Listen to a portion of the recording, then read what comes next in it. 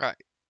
So I normally don't make videos like this, but today is one of those days where I gotta step up and do my part, and I gotta fight a good fight. So the announcement today uh came out that Open Division was gonna have a practice season, and that's cool at all. I actually think having another Open Division season is great. It's gonna be beneficial if handled the correct way.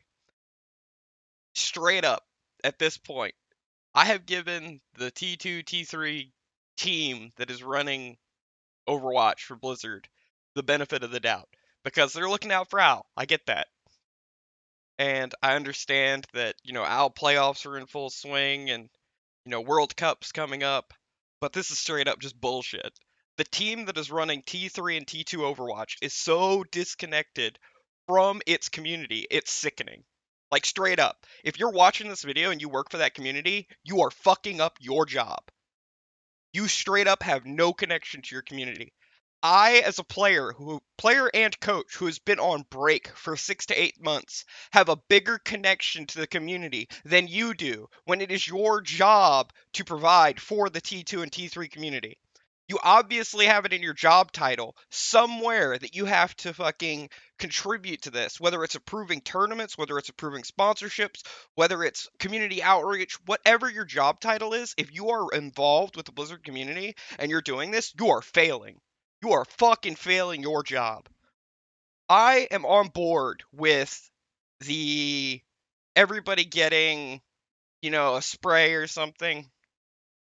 But to call it a practice season and then not have a monetary reward or a tie in to contenders is an absolute slap in the face to anybody who's taking your path to pro that you're force feeding us.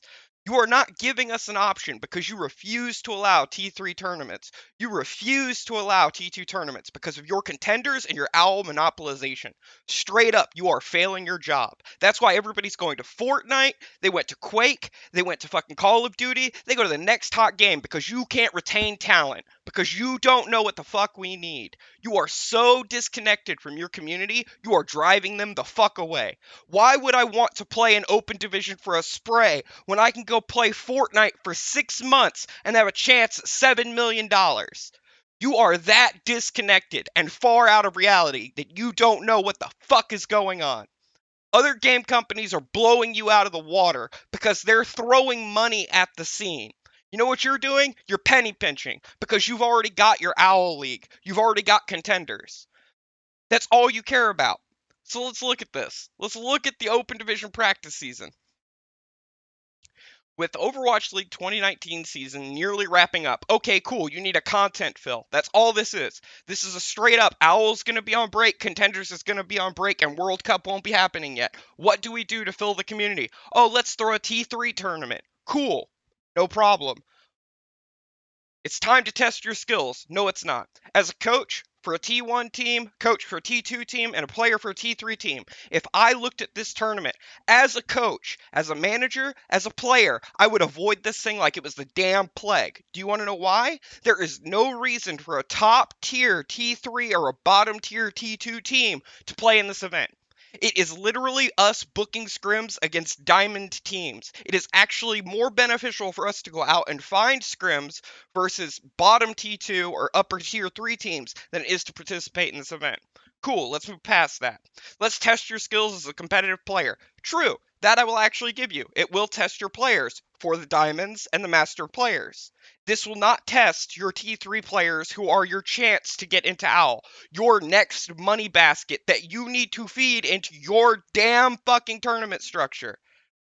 You need these people, but you refuse to acknowledge them. They live in cardboard boxes and live off ramen and beer. That's what the fuck you do. You force feed your T3 teams ramen and beer, and you think they're going to go pro on a diet like that. Or you think their families have to share the burden because you're going to cash in on their fucking power. You want everybody to be a goddamn Kurt Warner who bagged groceries for fucking ever until he got to try out on an OWL team and made it. You just want the damn romance story. It's bullshit. and you need to be called out on it. You are so disconnected from your community, and you are so far off base that you want to throw a spray at players because they fucking want to participate. They want to chase their dream. You aren't enabling them, you're hurting them. You at this point, you are hurting your T3 players, and they're gonna go to Fortnite. They're gonna go to Call of Duty. They're gonna go to other fucking games, and Overwatch is gonna die. You're Blizzard. You're fucking 25 fucking years of brilliance, and you have a new generation of people coming in and are fucking everything up. As a coach and as a player, I have to call you out as unacceptable. You should be calling yourselves out. We can do better. We can do more for our players. We want to keep our community. But no, you throw shit at them. There are other players and other people in the community who are too afraid to call you out. I've lived my career. My career revolved around me doing all the sleazy scumbag shit you do in fucking esports. I gave that shit up. I care more about the 83 players I've coached than I care about your damn game. Those 83 players are what matter to me. And half of them are in your T3 community. Those T3 and T2 players, they're fucking grinding their ass off, dreaming about your goddamn Overwatch League. You wanna know what they're doing? They're putting in the work. They're putting in the time. But they have no fucking support from you. You wanna know what you do? You go out and you're like, oh, the Owl teams will find the talent. We just have to put on a show. Okay, then it's the Owl teams, right? It's the organization's fault. No, because you don't fucking throw the homestand tournaments that these orgs were supposed to be throwing. Where are the T2 and T3 tournaments that the T1 orgs were promised? There are 20 Overwatch League teams. If they had 2 events a year, that means we should have had 40 fucking minor tournaments for T2 and T3 teams. Where are they? Nowhere. You want to know what we get? We get tailgating at fucking homestands. We get people to go to events to dream about something that you don't support them doing. You throw them under the bus. You throw them out. You need to bear the burden. I don't need to help you, but I'm gonna cash in once you get there. You're like a fucking leech. You're like the early esports agents in fucking Overwatch. You know what they did? They had players sign ridiculous contracts at 15% fucking commission, sometimes 30% commission. You know what? We went to you. We went to Blizzard. We called those people out. We called out the orgs, and we were like, you're gonna be our friend because with we die, you die. And now you're on their side. Fuck those people. Fuck the orgs that signed players to fucking 2-year contracts that made them play in a goddamn basement for no fucking money. That's the player's fault for signing the contract, true. But you should have been there. You should have been there. And we thought you were there. We thought you were on our side. And it doesn't feel that way when you put tournaments up like this. So, as a little bit of rant, let's continue. 2019 Open Division practice season is open for signups live now. So practice season. That means you're booking scrims for us. That's all this is. I've coached in T1, T2, played in T3. All you're doing is booking scrims for us with extra steps. That's all this is. We do that daily on a basis. Any manager worth their salt can find better scrims than you're going to give us in this tournament. If you've previously been nervous about competing, it's the perfect time. Nobody's nervous. We go in nervous every time. Owl players go on stage nervous. You aren't calming nerves. Whoever wrote this, you obviously are disconnected. You don't understand. If you're trying to get diamonds, platinums, and the quote-unquote community that you're getting to pay for your tickets and come to homestands hyped, good. But you are so disconnected from your T2 and T3 community that you don't understand that this doesn't benefit them. Unlike other open division seasons, this practice season will not feed into Overwatch contenders. Then why am I fucking playing in it? My path is to path of pro. Why am I going to participate in this? You're literally going to have diamond teams taking up the time of T3 teams that actually have 1 or 2 players that have a shot of making Owl. You're going to take up probably 20 hours a week of their time to play against diamond teams. To justify this statement real quick, I played in Open Division Season 2 North America as a player, not as a coach. As a coach, I've coached at T1 and T2. I played in this bitch, and I am by no means a pro player. I am by no means a 4.6, 4.4 player who's got mechanical skill. My team, me and my team finished 18th. We went 9-2. We lost 1 game to the team that would go on to fucking make contenders trials. It was boundless. Cal, one of my former players, was on that team. It's heartbreaking. We lost to our former player. We lost to our friend. It's heartbreaking. But it was worth it because that was probably one of the best games we played. The other loss was to, I don't remember if it was one of the top 10 teams. It was another one of the top 10 teams. Those were good games. Everything else was a cakewalk. There were 2 reverse sweeps, and I gotta give props to fucking the 2 teams that we played that made us reverse sweep them. So that means of the 11 games we played, 4 were worth our time. 4 we learned something. 4 we gained something. 4 matches out of 11 for GM plus players. Because we were playing fucking diamonds and master players that are playing with their friends. You're desensitized because you want to include them in our elite club. Yet you exclude everybody from fucking Overwatch League. Let the Overwatch League players stack. It'll make the contenders players and everybody else on ladder better. Ignore the damn streamer who wants to play fucking solo who gets pissed when he gets stomped by the 6 stack of Koreans. I'd rather play the 6 stack of Koreans in comp queue every damn day of the week than play against diamond players when I can run dumb shit like damage Batiste. You don't understand your community. You don't understand the T2, T3 group. So in this open division, we wound up finishing just outside, but it was a beneficial season. We felt better. By making it a practice season, that's out the window. I can't put this on my resume. Any OWL team that looks at this is going to be like, okay, cool. They're going to fucking be like, ooh, he finished first in the practice season.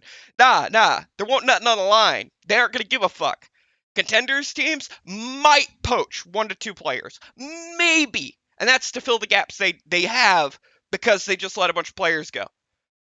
T2's on break right now for 5 months. More of my former players are in contenders. I keep track of every damn one of them. I go and I find my players and I make sure they're okay. And I make sure they don't have to go through the shit that fucking you put them through, their organizations put them through. Because nobody else gives a fuck. And obviously you're desensitized and you don't understand. At this point, what the fuck are you doing? So, back to the practice season. Live signups. Alright, cool. Won't feed into contenders. Cool. We've got something nifty for you to show off your competitive streak.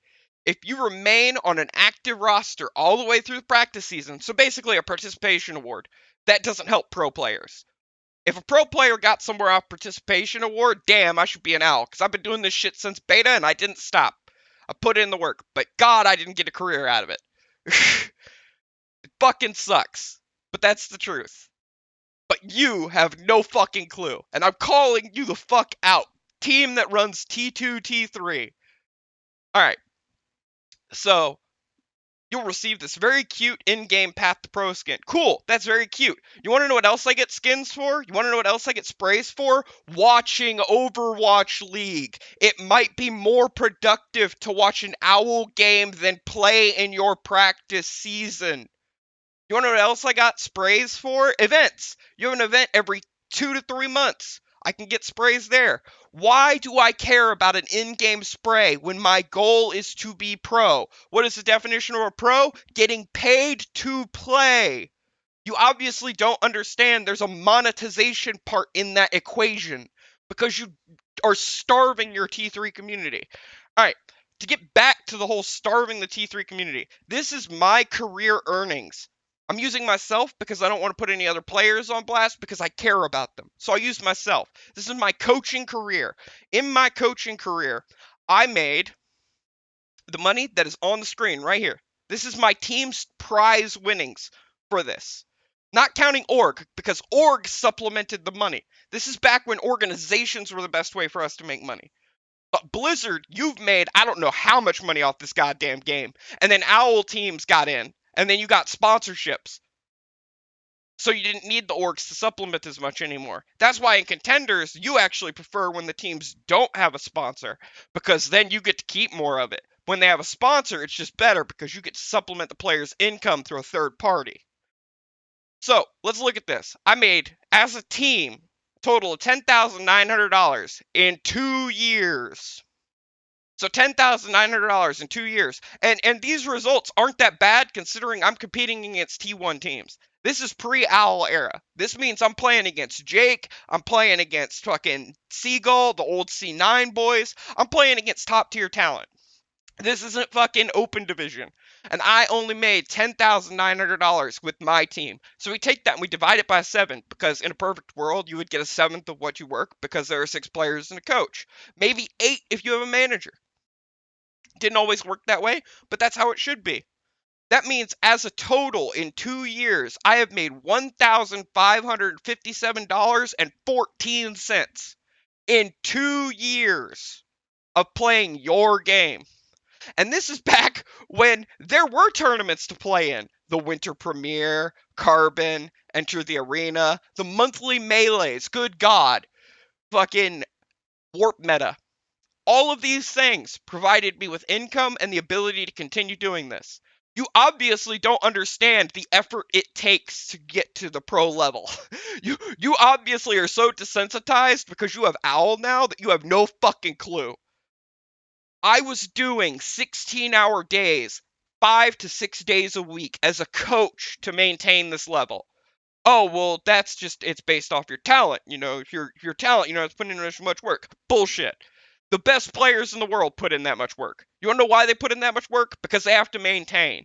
Anytime you get lax, you get cut. You get thrown the fuck aside because you aren't putting in that effort. So that means at 16 hours a day for 2 years, where's my calculator at? Because I was doing reviews, I was doing fucking my coaching for individual players. I was doing a whole bunch of shit. Not counting my own individual stuff because I have to get better as a coach, so I have to read, I have to do all these things. So 16 hours times 6 days a week. It means I'm putting in 96 hours a week. That is almost double a normal work week, and it is unhealthy as fuck. I will tell you that from experience. It is unhealthy as fuck, but you have to do that to maintain the path to pro. Even if you have the best staff, the best organization, that is unhealthy. And it's all because we have to put in that amount of work to stay at the table and have our little sliver of the pie. We have to be able to eat at the kids' table. But we don't get to eat because you refuse to put anything on our plate. We're fucking turning into goddamn Oliver Twist. At least I think it's Oliver Twist. I don't know. I'll get called out if I'm wrong. Whatever. Fucking the fact of the matter is, you refuse to put money into the T2, T3 scene. For the longest time, I understood that. It prevented us from fucking camping in T2 and T3. But at this point, with Fortnite's tournaments, with Apex, with Owl, with Call of Duty World League, and CS and Rocket League and all these other games having competitive things, you cannot retain talent. I remember when I was a coach, I actually had to sit down and go through 30 to 40 players because they were all viable options. They've all moved the fuck on to greener pastures now because you can't retain talent. You refuse to pay the players. You have to fucking feed the calf if you want to milk it later. You have to make the calf fucking big and strong and make it so that it can do its thing so that you can milk it later. You can't just discard it. The Obama meme of him milking the cow that is completely dry just popped into my head because that's what you're doing. At this point, you are not helping the T2 or T3 scene. You are spitting in their face. More outside people, Rivalcade, fucking Battlefy, all these people are putting on more cash prizes than you are as a company. You, as the company who created the game and are cashing in on it because Owl cannot retain talent, and you refuse to pay T2, T3. You refuse to give them a payday so that they can continue to put in these stupid ass hours. So let's take a moment and let's look at the payday situation since I just got there. Open Division. Hold on 1 second. I gotta actually go to the Open Division Discord, boys. Where is it? Where is it? Where is it? Where is it? Oh, I left the Open Division Discord. I was gonna go to the Open Division Discord, but I can't. Alright. I'm not gonna go through the effort to fucking join the Open Division Discord and actually go to the Blizzard posts about payments. It took roughly 2.5, 3 months. Roughly 2.5, 3 months to get BattleNet balance. A currency that will not get me anything productive to my life. I cannot go out and buy food. I cannot pay bills with BattleNet balance. I can't do any of those things. I got BattleNet balance. I took that as Blizzard not wanting us to camp T2, T3. I understood that. BattleNet balance is one thing. The amount, arguably, for first, second, third, I agreed with. It was actually really beneficial. Everything else, everybody else getting 10 BattleNet balance was, I thought for everybody as a whole, looking at the whole group, I thought it was good. But for the teams that finished 6 to fucking 16 to fucking 30, it's a slap in the face. Because they are going to be completely and utterly demoralized. They're completely and utterly gone. Their entire fucking career just dissolved into 10 BattleNet balance. All that time, all that work. There's no chance for redemption because we only have 2 open division seasons a year. So that's open division. Now let's talk about contenders. This utterly pissed me off. In contenders, when your match is streamed or you play in a match, you are given fight money. A lot of the community probably doesn't know about this, but they get given fight money. It is their percent, quote unquote, that they get for participating in an event that is streamed by Blizzard that Blizzard gets the monetary, quote unquote, return from. The sponsorships, anything like that. So they get fight money. This is their contribution to the T2 community. Okay, the numbers aren't actually that bad. I actually sort of agree with the fight money. $100 for playing in the match. If you win it, it's like 140. If you lose it, it's like 80. So it's about $100. I actually don't think that's bad for playing a game of Overwatch on stream. It's not that bad. Let's talk about how long that payment takes to get to the players. There are players who I know personally that I've watched and talked to that just now received their payment from Contenders Season 1. We're on what? Contenders Season 3? Hold on, let me look. Let me look.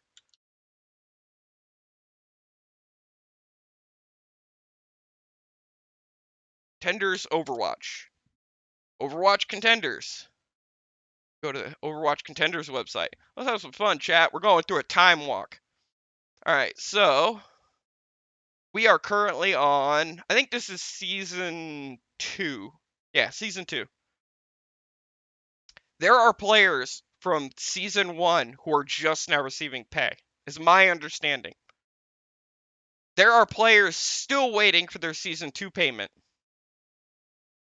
which is the one that ended recently. Okay. How does it take so fucking long for you to pay Contenders players their salary? If it wasn't for organizations, half of T3 and half of T2 would have to fucking quit. You are making third parties shoulder your fucking burden and cashing in on it. And I'm calling you the fuck out on it. Because straight up, in all honesty, you are shitting the bed when trying to retain talent, give talent the ability to play, and on top of that, the ability to maintain a stable T2 and T3 structure. Alright, so we've talked about how long Blizzard takes to pay their players. This isn't an organization. This isn't prize money coming from a sponsor and then going from a sponsor to a players.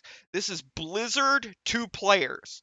This is a $1 billion fucking company that it takes 5 months to pay a private contractor. How the fuck is that acceptable? And I think that the only reason it gets resolved that fast is because there are agents in T2 who have the ability to press fucking Blizzard.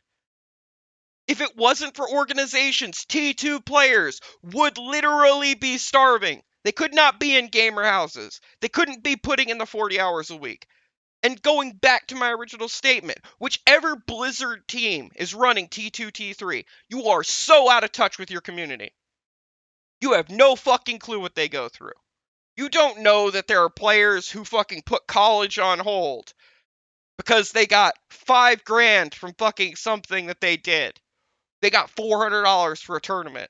And because they got the $400 for the tournament, fucking they can take a month off to fucking grind Overwatch to get quote unquote 60 SR better because apparently this entire community revolves around an SR system versus actually evaluating players. So let's go back to the open division. So you get a spray, cool. All right, the regions is cool. Splitting up the regions just like last time, that's fine. It's on Battlefy, cool. That means Battlefy is booking scrims for everybody. That's all this is. South Korea and China will follow at a later date. Okay, why would that be? Why would South Korea and China's open division fall at a later date? Either A, it's because they want the divisions to be separate when they stream them. Because there is a misconception and a construment within the community that Koreans are always better and Chinese are always better. I don't give a fuck about that.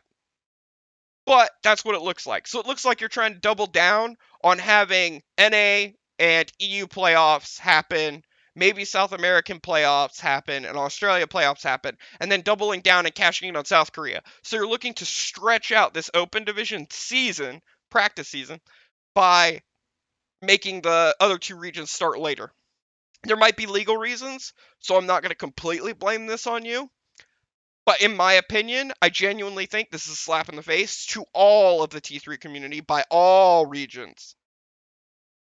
You're going to literally define different metas in different regions, and then you're going to ask players to put this on the resume for teams that are going to be going on break and going to evaluate players. No OWL team worth their salt is going to evaluate this practice season. They're going to evaluate the player, which means you're going to need play time on screen. So if this isn't streamed, it's completely and utterly a waste of time. So now let's look at the dates. So it runs from the 12th to the 23rd. That's 5 weeks, if I'm not mistaken. It might be 4 weeks. 1 second. So let's go to October 12th is a weekend. So it's 1, 2, 3, 4, 5, 6, 7, 8, 9, 10. So that means that the season will end the 9th and the 10th. The 23rd, playoffs will be the 16th and the 17th. The finals and the grand stuff will be the 23rd. So that means there's 10 matches. You are getting 10 scrims booked for you against teams you have no control over their MMR or the value. So if you're a T2, T3 team that's at the top tier, why would you participate in this? We're driving the talent even further away from the events we want them to play in. If you're trying to get this to showcase people, if you're trying to get people hyped for fucking open division, you're failing because T2 and T3 players aren't going to want to participate in this. There's no money, so no compensation.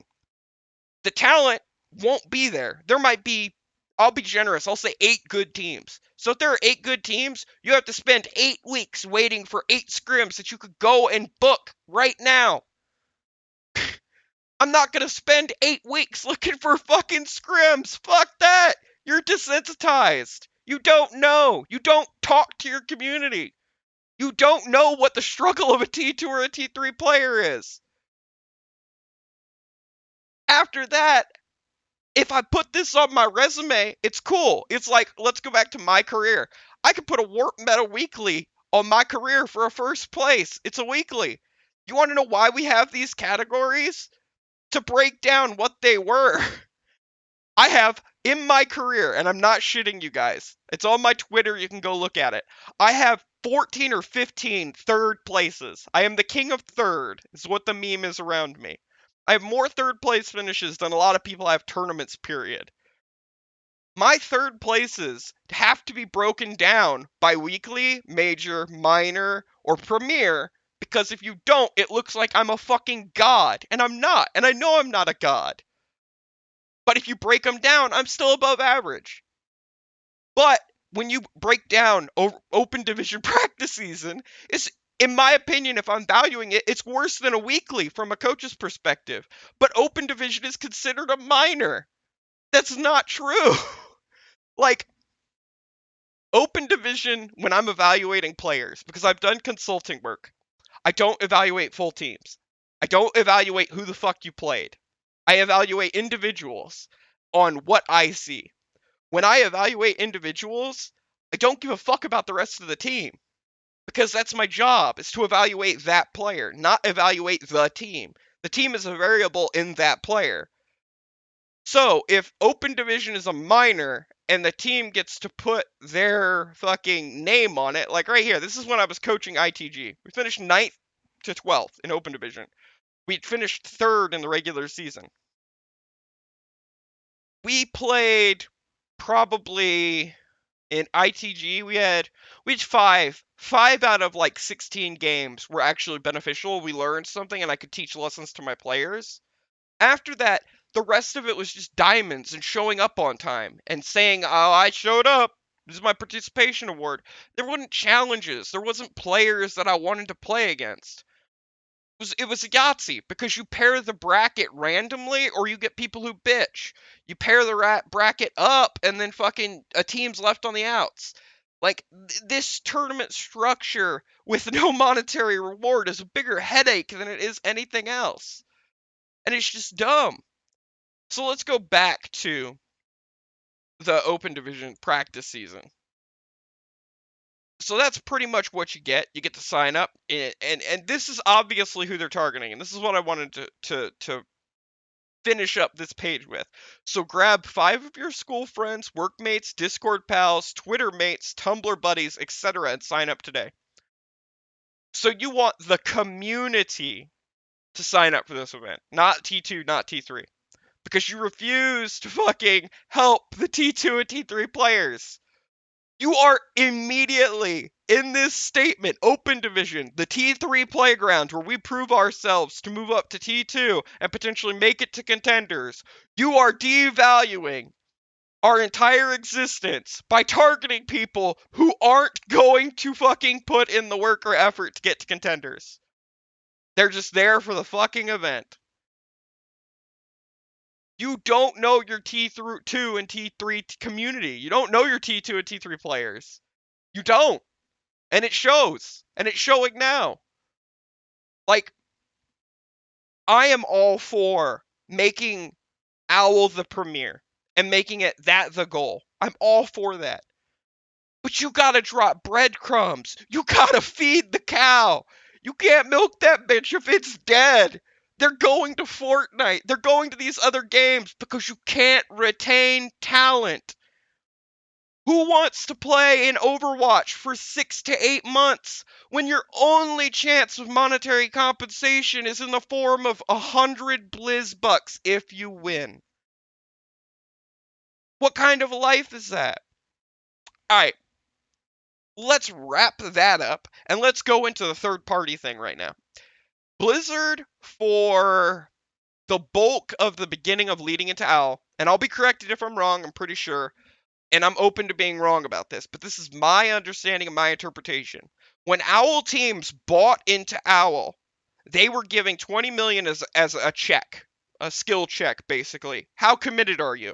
And that's why slots were so expensive, because they don't want you just jumping in and then bailing. They want you to commit to it. Of that money you committed was to guarantee your roster stability, your ability to pay for transportation, show your stability as an organization, show your commitment, and then you had to compete/commit to league obligations. So we've had homestands, which are league obligations. We've had tailgating events, meet and greets. Those are created by the community. A lot of the community. Like Chan Man in Florida was one of the people I follow that I know for a fact did it. He went and he had a meet and greet thing, and it was all over my Twitter and my Facebook. It was okay, cool. Chan Man went and created an event, and a lot of people showed up to support the Florida Mayhem fall on their face. You know, fucking New York Excel has their shop in New York, and they have people come and watch, and they have come people do their thing in New York. Cool. LA Valiant has, their events in LA. Shock had their Battle of the Bay, and then they brought all the people up. Cool, those are league obligations. My understanding was when OWL teams went into OWL, they also had the option, I'm going to use the word option because I know it's not 100% they had to, the option to have 4 events where they could put a prize pool up and Blizzard would automatically okay it. What organization is going to actively spend money when they don't have to?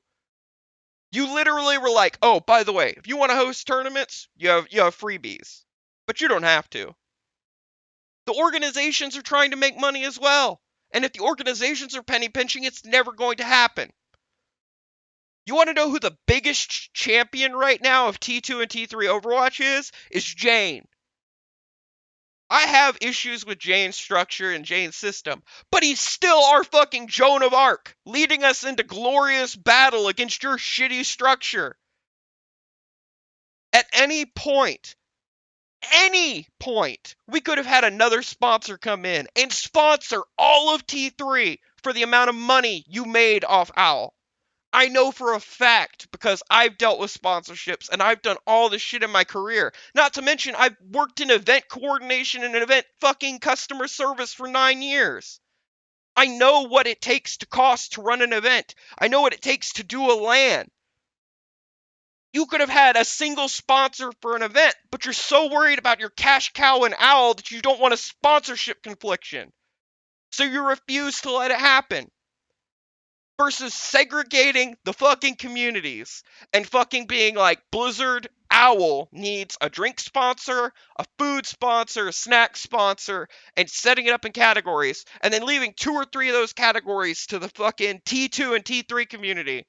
And I think actually T2 got the better end of it because I think they still had 1 or 2 sponsorships. But you could literally have an event where you invite 4 of the best T3 teams to an expo, a con, anything, and have it put on by a single event and have the prize pool still be $5,000 to $10,000. And players would get that itch scratched about going to LAN. They would get a monetary compensation. They would have tournaments to play in consistently. And all you need is one sponsor. You have big names trying to sponsor your league. And you have fucking orgs sitting there. But nobody's going to spend money unless you make them. So if they don't want to spend money, you have to bite the bullet. You have to be the one to put up the prize money. You have to be the one to do it. Otherwise, everybody's going to fucking leave. You are killing your own game and scene. So, that's the open division thing. So now I'm going to talk a bit about the 2-2-2 system and role queue right now. Okay, so everybody was hyped for role queue. I even not a fan of it because it limited the meta, but I think it was good for the game. It was a good direction. I wasn't really happy with it, but I saw the need and necessity for it. 2-2-2 has been out for the beta season, now we're in regular season. Number 1 complaints about the role queue system currently are the queue times. Alright, DPS players, I'm gonna be honest. I have 25-minute queues in Masters and Diamond. I feel your pain. I've had a 55-minute support queue. Shit sucks.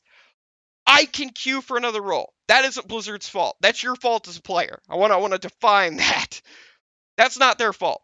You are choosing to play a role that's actively oversaturated.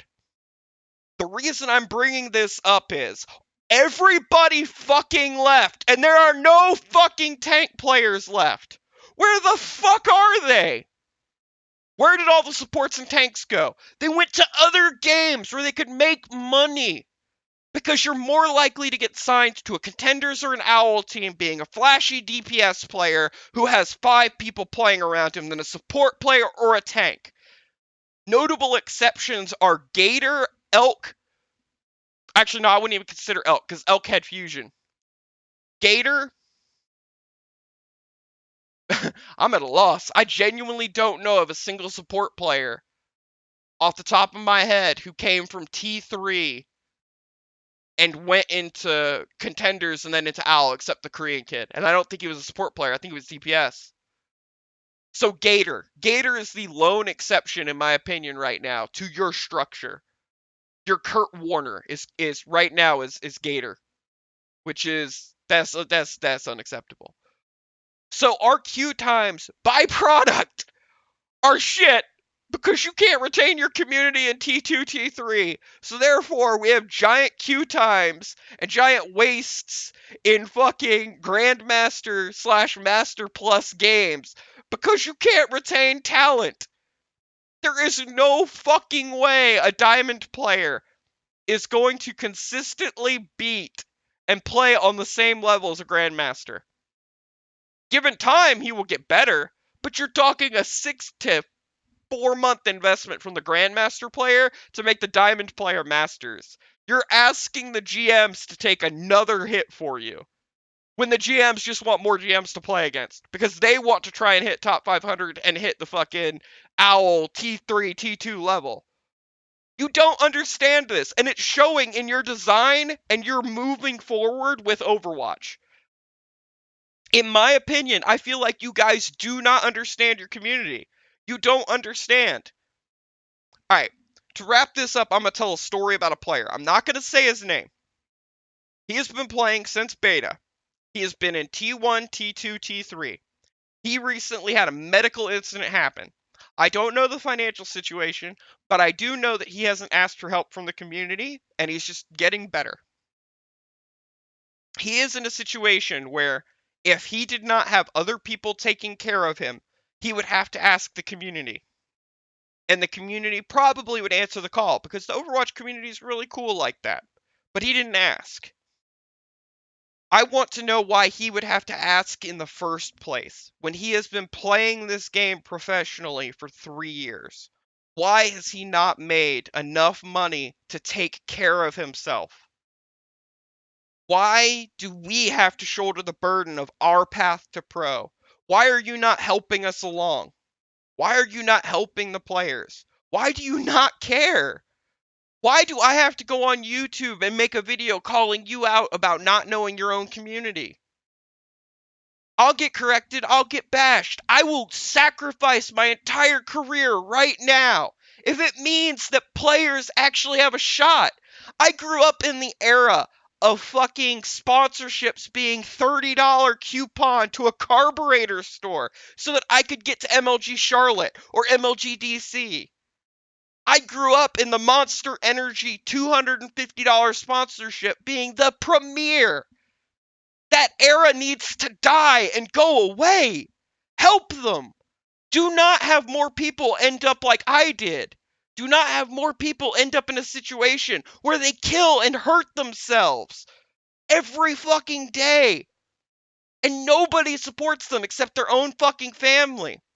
I've told many parents, your kid has talent, but I cannot say this is a career option. I tell more kids to go to college now than I do to pursue OWL.